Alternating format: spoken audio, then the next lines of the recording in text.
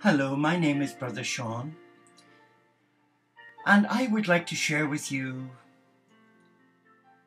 my own reflections based on several emails I've received so far this year from clients who truly believe that they have been cursed by God. And one such client is a beautiful being of light in their own right. And they understand what it is to have a meaningful and loving relationship with God. But what is quite disturbing is that they are convinced that because they dishonored their heart and disobeyed a simple command of God, that God has placed a curse on them. And in reading their expose of how they're feeling now, there's no mention of what it is they've done. But it would give you the impression, reading through the sadness, the trauma, that it's almost as if you're listening to one who's not only troubled, but who's a borderline paranoid schizophrenic. And that is not a judgment, that's an observation based on many years of nursing, both in general and in psychiatry. But to give a person who feels they've been cursed the benefit of the doubt, it's always good to reflect. Why would a Father, Mother, God, who created you and me in love, send us a curse? It's just a complete contradiction. And for an individual, however pure, however holy, however scripturally based or sound, to presume such an accusation is very disturbing. Disturbing from the point of view not that they're thinking God would do that, but thinking it of themselves. It is my belief that whatever we do, through human frailty, weakness, obsessive compulsive disorders, whatever, God is a forgiving God. And the example that we've been given of the prodigal son resonates with my heart. Because, I thought for many years I was the prodigal son. Yes, when I was a young nursing monk for 8 years. And then there came a period in the wilderness where when I left the monastery, I tried to catch up on the years I'd missed out on. Discoing, going to the nightclubs with my fellow colleagues from nursing, and having a great old time. There were times when I thought, I'm displeasing God for dishonoring my heart. But I was reckless and feckless. But in saying that, I remember 18 years ago a beautiful lady coming from Ireland who was an incredible spiritual lady. She was a mystic, but she was ordinary. But I conjured up in my mind that she had disciples and she had servants and she had this, because she was so well known that she would have an accolade, and you would almost have to wait for months to get an appointment to see her, being such in great demand. But I was expecting her and a friend of hers to come to our home for a meal when I lived in Manchester.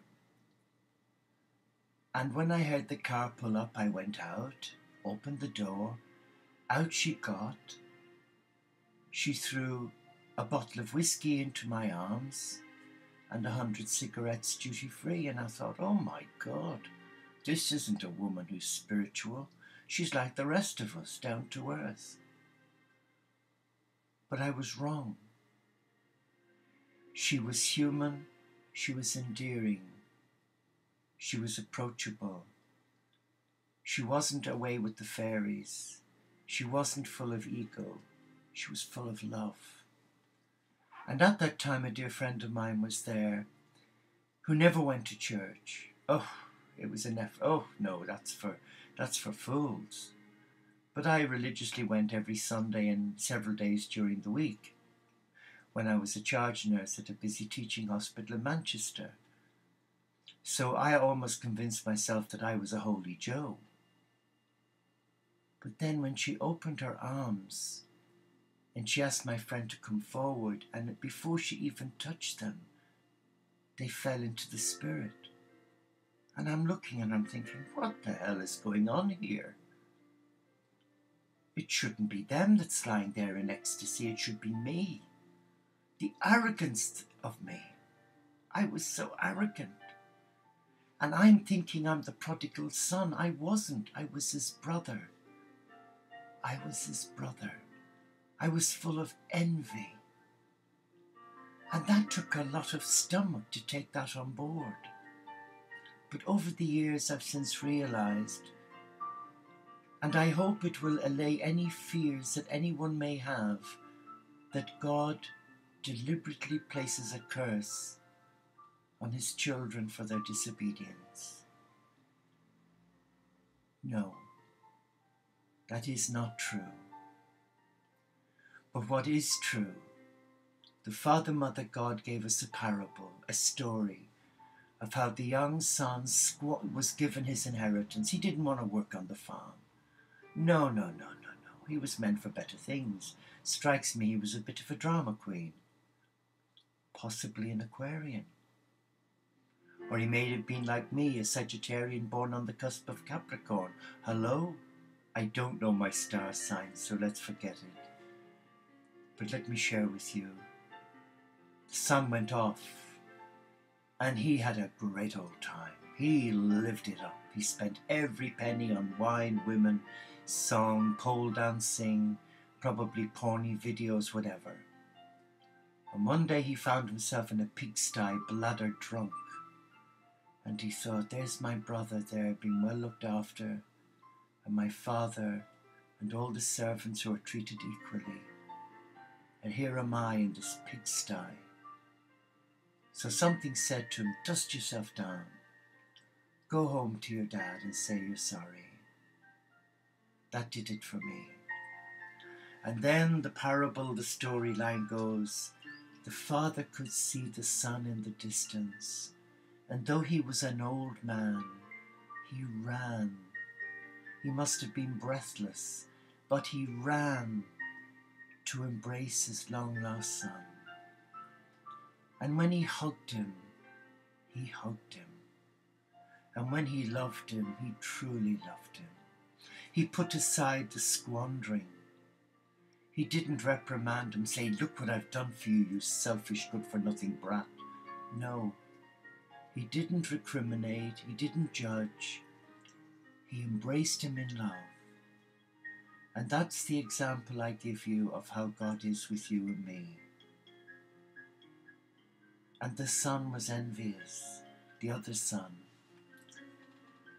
He was envious because the father welcomed the son who'd squandered his rightful inheritance, and the father ordered his best fatted calf to be killed and barbecued for a big gathering to welcome his lost son home. Now, if that's the parable of love, unconditional love, and total forgiveness, then why would one even dream of thinking that God has placed a curse on us for daring to use our gift of free will in an inappropriate way? God doesn't look at the sin. He doesn't look at what we've done. He looks at the heart to see, is it a heart that's truly repentant, truly sorry? And if it is, there is a welcome. So to imagine that God, who's a God of love, who's created you and me as an act of love, would dare to do that to his children. It's anathema. It's totally contrary to all that I believe in. And if a person is feeling cursed, that God has cursed them, maybe the issue is with the individual rather than with God. Maybe there is some deep-rooted stuff that's coming to the surface that needs to be healed. In such a situation, I would recommend that that person go and seek the expertise of a rabbi, a minister, an imam, or a holy man or woman, and be exorcised of their demons, because clearly there's an energy that's destructible that's come into that person and convinced them that God is evil. And I would recommend that they swallow their pride and all their knowledge of the Bible and all their lofty words, however eloquent they may seem, and that they go in humility and ask of a wise person not only to pray with them, but to help deliver this evil that's implanted itself in their heart. I hope that has helped. Thank you for watching. Namaste.